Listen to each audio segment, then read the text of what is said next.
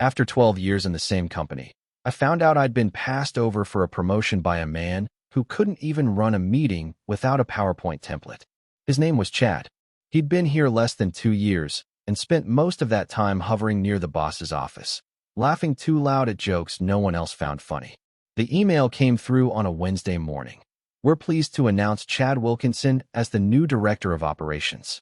I read it twice, then once more just to make sure it wasn't some elaborate mistake. It wasn't. I didn't throw anything, didn't shout. I simply sat there, coffee cooling beside my keyboard, watching the digital congratulations pour into the company chat. Chad replied with a smiling emoji and a message about team synergy.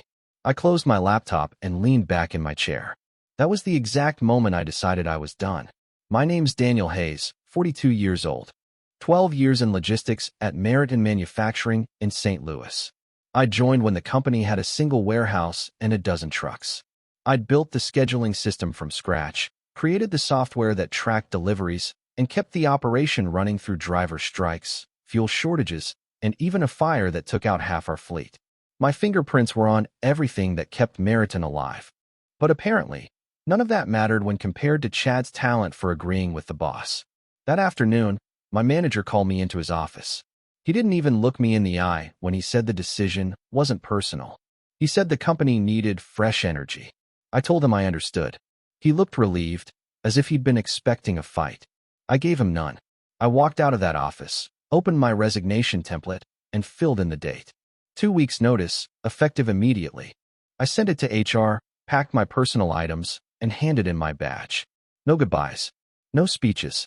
Just a quiet exit. When the elevator doors closed, I caught my reflection in the mirror, calm, steady, and finally free. I didn't know it yet, but Meriton had just signed its own death warrant.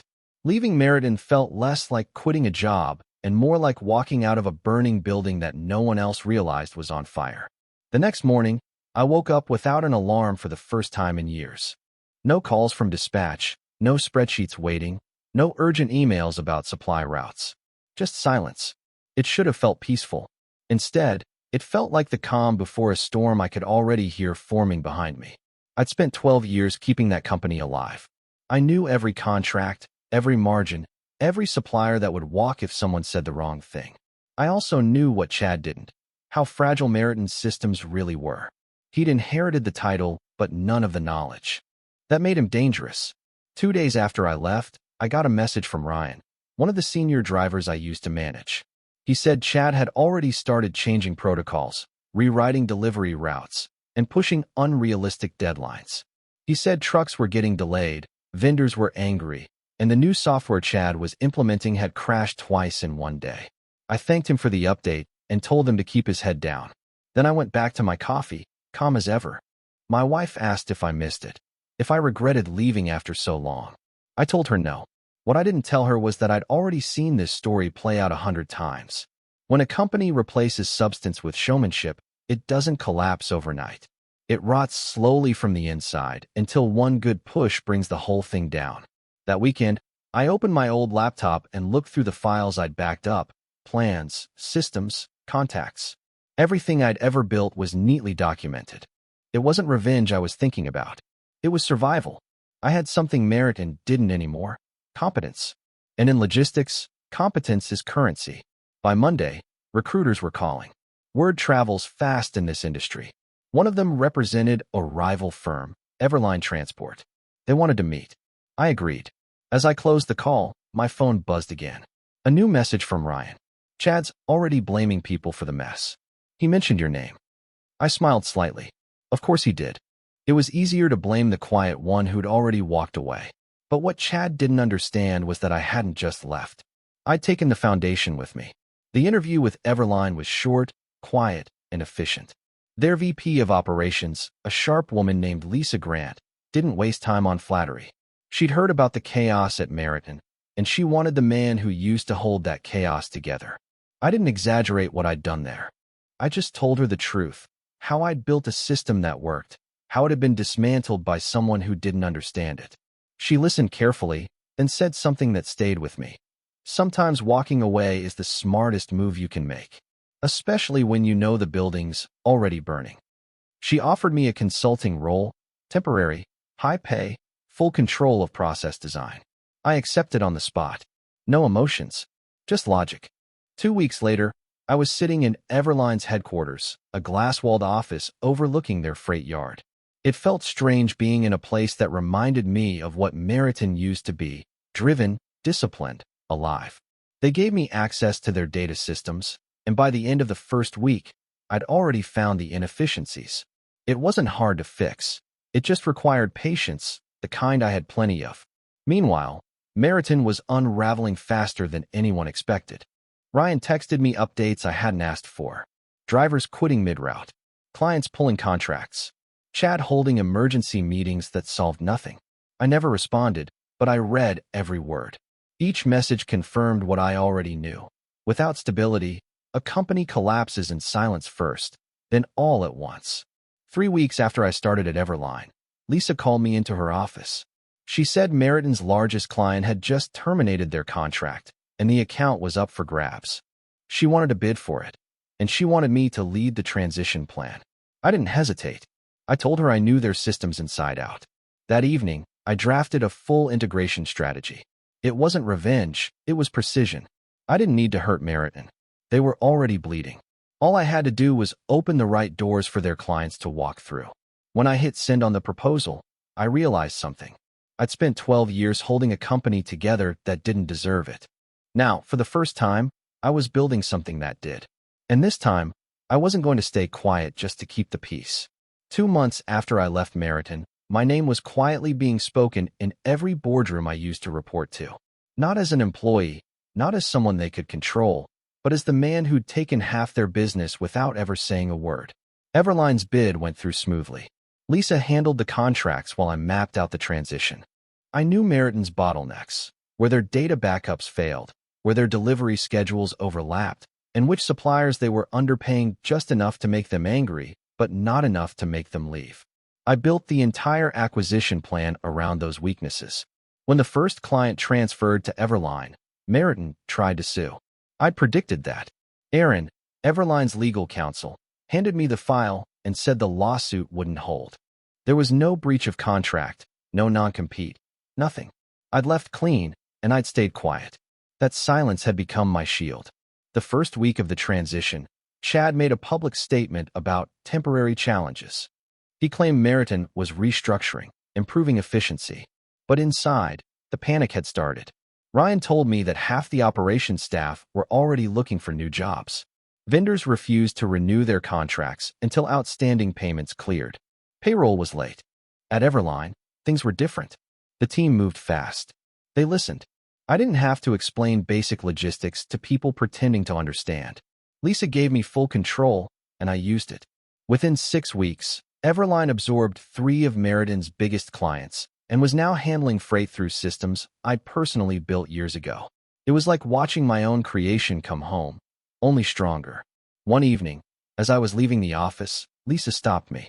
She said Meriton's CEO had reached out to her privately, asking if I might consider consulting for them again. She said his message sounded desperate. I told her to delete it. She smiled but didn't press. Later that night, I sat on my balcony, the city lights stretching far beyond what I'd ever seen from my old office window. The company that once thought I was replaceable was now fighting for air, and I didn't lift a finger to destroy them. I just walked away and let gravity do the rest. By the end of the 3rd month, Meriton was no longer the company I'd once known. The strong, steady rhythm that used to define our operations had been replaced by chaos. Deliveries missed deadlines, payroll errors stacked up, and long-term clients started cutting ties in silence. The company's name, once respected in every warehouse across the Midwest, had become a quiet warning. Don't sign with them. Don't trust them.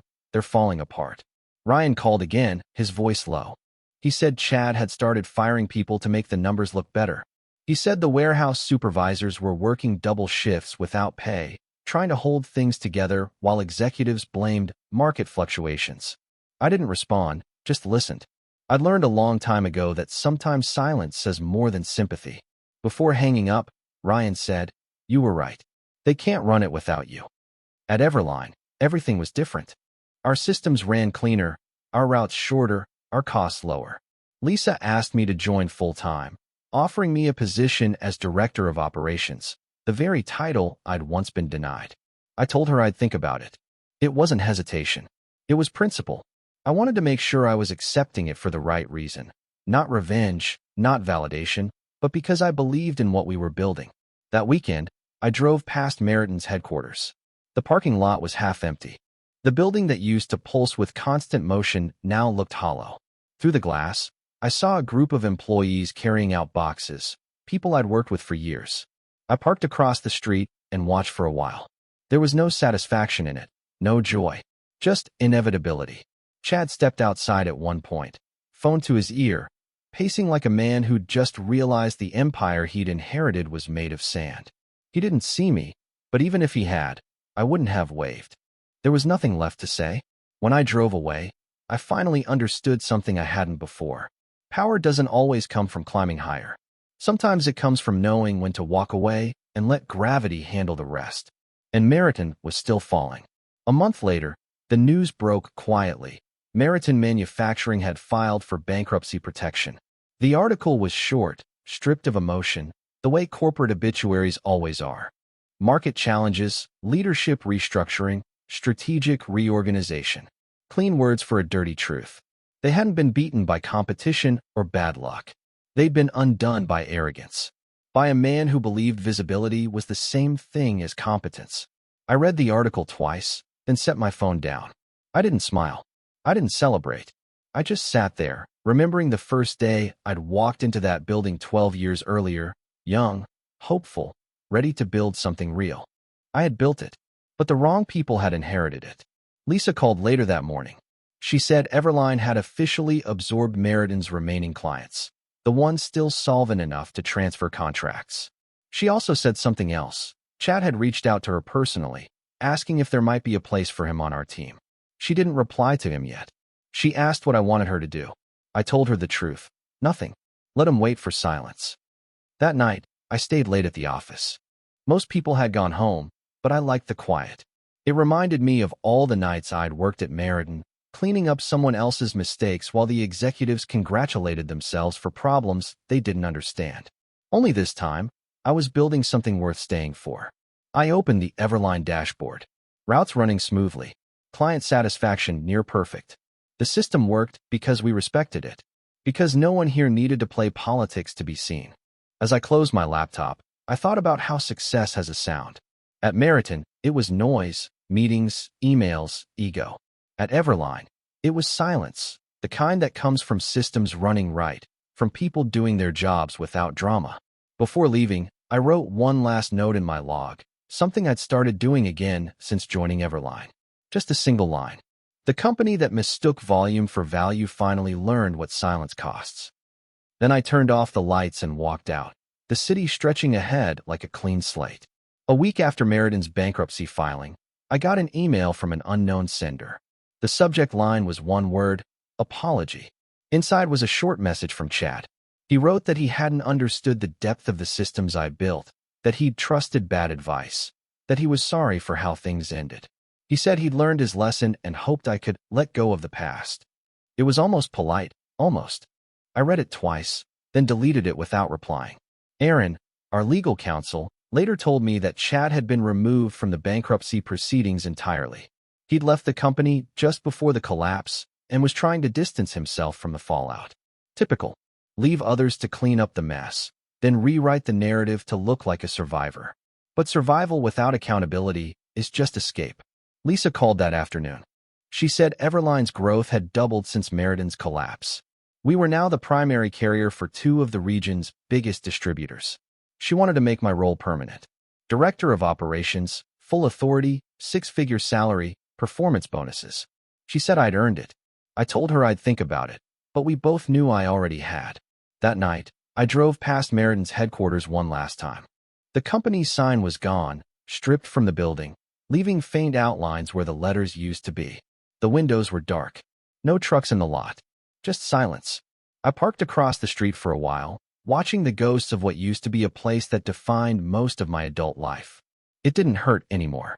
There was only clarity, cold, clean, complete. As I drove away, I thought about the difference between collapse and closure. Collapse is loud, public, destructive. Closure is quiet. It's the moment you stop carrying what's already dead. When I got home, I opened a new file on my laptop. At the top, I typed one line: some buildings burn down slowly. Others collapse the second you stop holding them up. Then I saved it and closed the screen. Meriton was gone, but the quiet man they'd underestimated had rebuilt himself, stronger, sharper, and completely untouchable. A few months later, I officially accepted Lisa's offer. Director of Operations at Everline. Full control, full accountability, no noise. The contract was clean, no politics, no unnecessary clauses. She trusted me to do what I'd always done best: make systems work. The first week in my new role, I restructured the routing process, introduced automation for inventory tracking, and set up a contingency plan Meriton had never invested in. Within a month, delays dropped by 30%.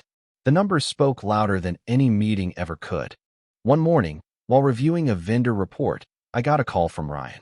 He joined a smaller transport company after Meriton's collapse, but he said things weren't stable there either. He asked if there was room at Everline. I didn't hesitate. He was loyal, capable, and quiet, the kind of person who worked for results, not applause. I told Lisa about him, and she said to bring him in. That conversation reminded me how leadership actually works. It's not about who talks the most. It's about who builds things that last. 2 weeks after Ryan joined, he stopped by my office holding a printed article. The headline read, "Former Meriton Executives Face Fraud Investigation." It wasn't just Chad. The CEO and finance director had been accused of falsifying performance reports before the bankruptcy filing. Ryan said, "Guess they finally got what they earned." I nodded, but I didn't smile. I wasn't surprised. When people cut corners long enough, the ground eventually gives way. That night, I stayed late at the office again. Not because I had to, but because I wanted to. The hum of machines, the glow of monitors, it all felt right. This wasn't the silence of defeat anymore. It was the silence of progress. The kind that follows when things finally fall into order. Before leaving, I looked out over the freight yard. Trucks lined up perfectly, moving in rhythm, no chaos, no shouting, just steady motion. It was what I'd always wanted, quiet efficiency. As I locked my office door, I thought back to the moment I'd walked out of Meriton with a box in my hands and a calm smile. People thought I'd lost everything that day. But the truth was, that was the day everything started working again. 6 months into my new role, Everline was thriving. Profits were up, turnover down, and our name was becoming the new standard in regional logistics. Lisa often said the company finally ran like a living organism, steady, adaptable, efficient. I didn't care much for metaphors, but she was right. Systems that breathe don't break. They adjust. They grow. Then one morning, during a quarterly review, Aaron handed me a folder. Inside were financial statements, acquisition offers, and a single-page summary. Everline was being approached by a national distributor, one of the biggest in the industry. They wanted to merge. The deal would triple our reach, put us in every major market in the country. Lisa asked if I'd help structure the transition. I told her I'd do it, but on one condition: no shortcuts, no inflated reports, no manufactured optimism. I'd seen what chasing numbers did to Meriton. I wouldn't let it happen again. While we prepared the merger documents, word of Everline's rise spread through the industry. Old colleagues reached out, some congratulating me, others pretending the past didn't happen. One message stood out, a short email from Chad. No greeting, no explanation, just a single sentence. "Guess you knew what you were doing after all." I read it once and archived it.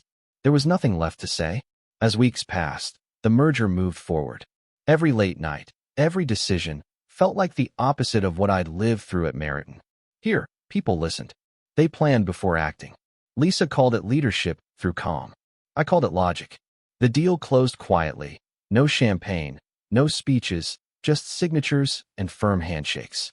A few days later, I visited one of our new warehouses. It was massive, filled with sound and motion, yet beneath it all was order.